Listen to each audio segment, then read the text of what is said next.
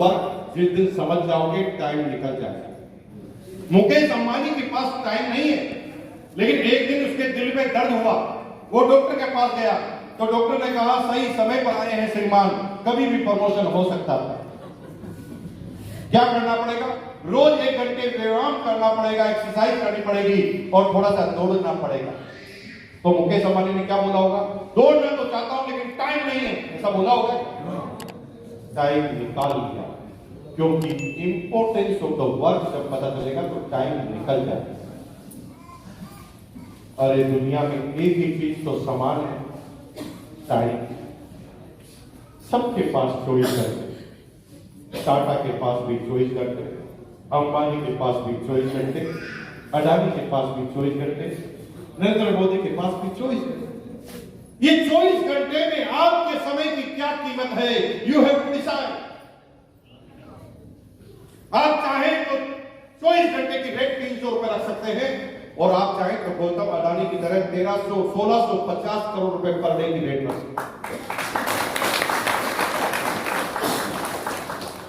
ये आपके ऊपर डिपेंड करता है। टाइम नहीं होता, टाइम निकालना पड़ता है, जब इंपॉर्टेंस होती है तो निकल जाती है। जैसे मैं एग्जांपल देता हूं, क्लियर हो जाए। एक 21 साल का लड़का है, उसको 20 साल की लड़की से प्यार हो गया। क्या हो गया?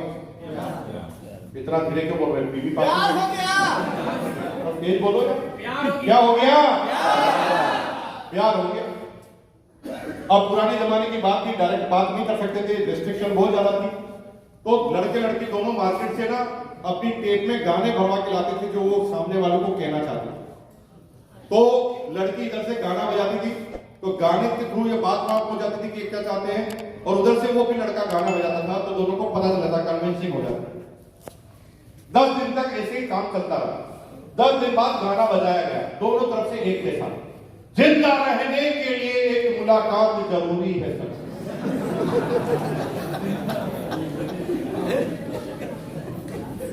दोनों ने गर्दन हिलाई कि हाँ भाई मिलना तो पड़ेगा। कैसे? समस्याएं बहुत थी। लड़की ने पहले प्रपोजल दिया, 9 बजे से 9 बजे तक मिल सकते हैं डार्लिंग, क्योंकि सुबह 9 AM से रात को 9 PM तक मेरा बाप करता है नौकरी और घर से रहता है बाहर, और इस समय मिलना होगा आसान। तो लड़के ने कहा 9 से 9 ही तो नहीं मिल सकते डार्लिंग, क्योंकि 9 से 9 तो मैं भी करता हूं नौकरी और मेरा बॉस छुट्टी नहीं देता। समस्या कितनी भारी है। एक 9 से 9 मिल सकती है और एक 9 से 9 नहीं मिल सकता। तो अब क्या ये प्रेम कहानी खत्म हो जाएगी? no. आपको कैसे पता?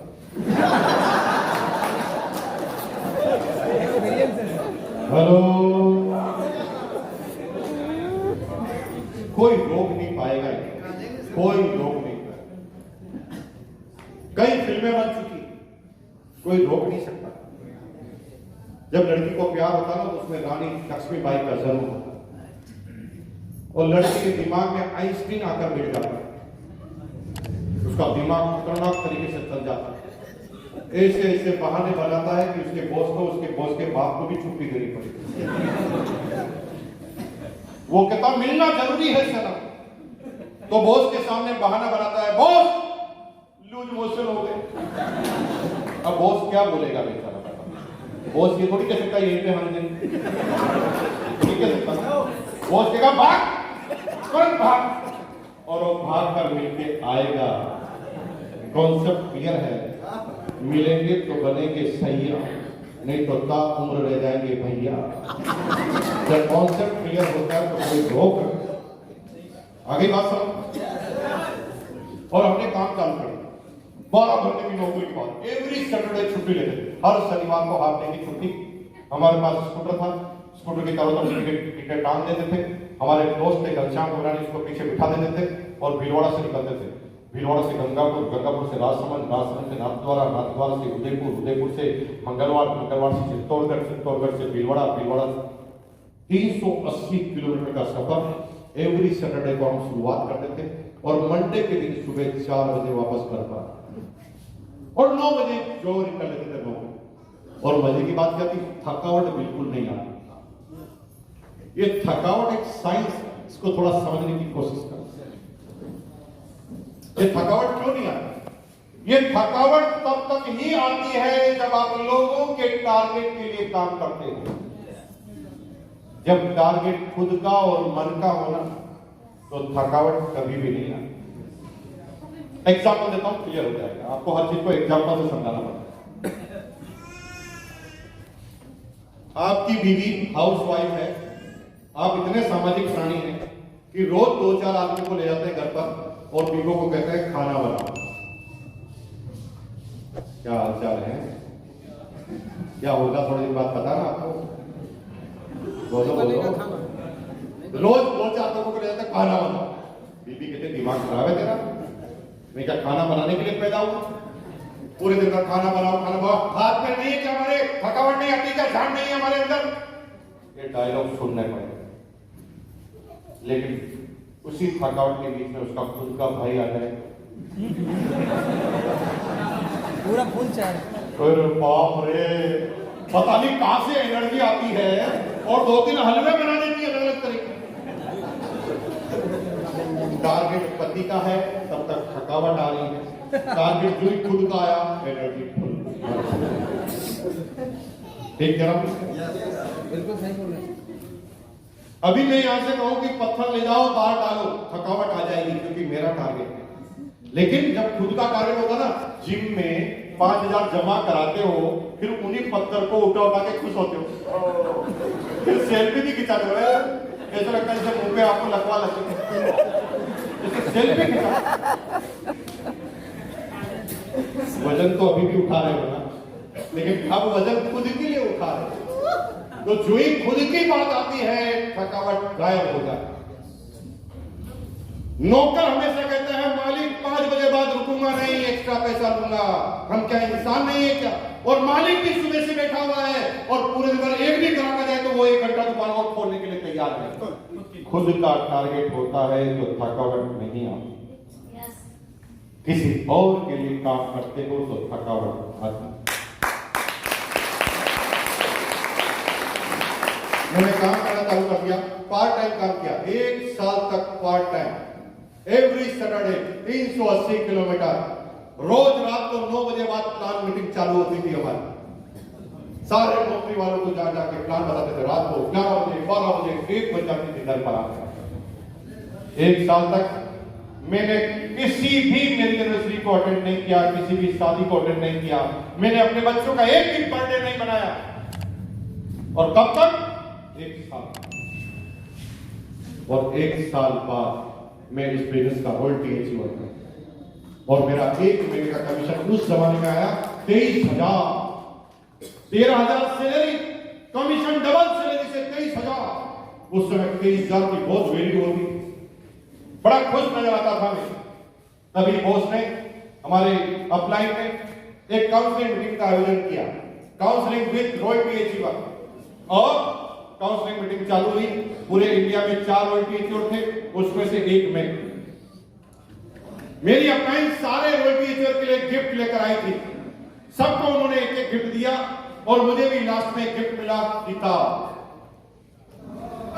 किताब, साला किताब ही नहीं पढ़नी और ये किताब ही बार बार पढ़ा था और किताब लाके दे दी। मेरे को इतना गुस्सा आया कि मैंने किताब छीन ली और छीन के देख कर रख दी। बॉस ने कहा ये क्या कर दिया? मैंने कहा क्या कर दिया? आप किताब लाए हैं पढ़ने के लिए, पढ़ लेंगे और क्या जान दे? ऐसा बॉस को बोल दिया। बॉस को समझ में आ गया, गुस्सा आ गया। बॉस के पास 2 क्वालिटी होती, edification motivation, edification motivation, edification motivation. किसी चीज पे एडिफाई करना बहुत अच्छा आता है। तो बॉस ने क्या बोला, ये क्या कर दिया? तुझे पता है कौन सी किताब? मैंने कहा तो पता नहीं। ये किताब अमेरिका की बेस्ट सेलर किताब है। अमेरिका में सबसे ज्यादा कॉपियां इस किताब की बिकी है किसी 1 साल में। और ये किताब जिसने पढ़ी है ना भाई, झंडे उसी के गढ़ना चालू हुए।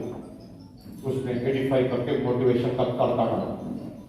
और मेरे को पढ़ने की जल्दी थी, पहले मैं पढ़ना नहीं चाहता था। उसने क्या बोला, झंडे उसी के गढ़े में जो किताब पढ़ी। मैं फटाफट घर पे गया, 10 मिनट में खाना खाता था, 3 मिनट में खा लिया। सीधा रूम का गेट खोला, रूम का गेट बंद किया, लाइट जलाया, खिड़की खोली, चिल्लाया, कोई डिस्टर्ब नहीं करेगा, किताब पढ़ रहा हूं। खिड़की को बंद की और किताब पढ़ना चाहा। सुबह 4 बजे तक पूरी किताब कंप्लीट। जिस आदमी ने जीवन में एक ही किताब पूरी नहीं पढ़ी थी, उसने एक ही मोटिवेशन से, एक ही एजुकेशन से पूरी किताब पढ़ डाली, वो भी सुबह 4 बजे तक। और जब किताब पढ़ी ना भाई, तो अंदर पता नहीं क्या ताकत आई। मैंने खाली पेपर लिया सुबह 4 बजे, लिखा टू द मैनेजर फलाना फलाना company limited, subject resignation. Dear sir, मैं आपकी कंपनी में डिप्टी मार्केटिंग मैनेजर के रूप में कायम हूं और मैं अब ये नौकरी करने में असक्षम हूं। मैं आज से अभी से आपकी कंपनी में इस्तीफा देता हूं। मुझे पता है कि मैंने कंपनी के रूल का पालन नहीं किया है। मुझे 3 महीने पहले आपको सूचित करना चाहिए। 3 महीने पहले सूचित नहीं करने की वजह से आप मेरी ग्रेच्युटी की अमाउंट रोक देंगे। आपकी ग्रेच्युटी आप ही को मुबारक, तेरी दुनिया में ना रखेंगे कदम आपके और नौकरी छोड़। पहली बार अपनी बीवी से पूछे बगैर, पहली बार अपने पिताजी से पूछे बगैर मैंने डिसीजन लिया था। लेकिन पहली बार में ये ऐसा खतरनाक डिसीजन था जो मेरे अंदर पावर भर रहा था। और आज मुझे इस बिजनेस को करते हुए 23 साल हो गए। कई बार लगा कि टॉप पर जाएंगे, कई बार लगा कि डिसीजन गलत हो गया, लेकिन अपलाइनों के सानिध्य में रहने से, अपलाइनों का हाथ पकड़ने से लगातार ये विश्वास कायम होता रहा। और आज इन 23 सालों के बाद क्या है, हमारे पास लोग बात पूछते हैं तो कोई कमी नहीं है इकोनॉमिकल रूप से। कई होटल्स हमारे पास है, कई कारोबार हैं जो हमारे पास है। शेयर का कारोबार हम करते हैं, लैंड डेवलपर का काम हम करते हैं, होटल्स का कारोबार हमारे पास है। लेकिन मेरे भाई, ये सब कुछ है तो उसकी वजह आरसीएम है। अगर ये आरसीएम नहीं होता तो कुछ नहीं होता। 23 साल में इतना एम्पायर बनाया कि अगर मेरे 10 पीढ़ी तक कोई भी बच्चा अगर गलत काम ना करे तो उसे काम करने की जरूरत नहीं है, पूरी जिंदगी भर उनके पास पैसा आता है।